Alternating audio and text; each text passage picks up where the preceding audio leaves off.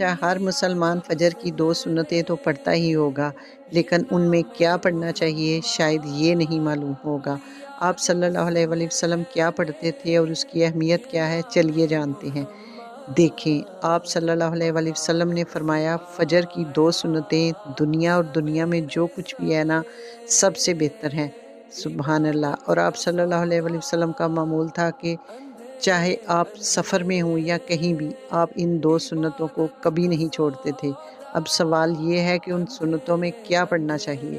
تو نبی صلی اللہ علیہ وآلہ وسلم پہلی رکعت میں سورۃ الکافرون یعنی قل یا ایھا الکافرون پڑھتے تھے، اور دوسری رکعت میں سورۃ اخلاص یعنی قل ھو اللہ احد پڑھتے تھے۔ یہ ہے فجر کی 2 سنتوں کا وہ طریقہ جسے رسول اللہ صلی اللہ علیہ وآلہ وسلم نے کبھی نہیں چھوڑا۔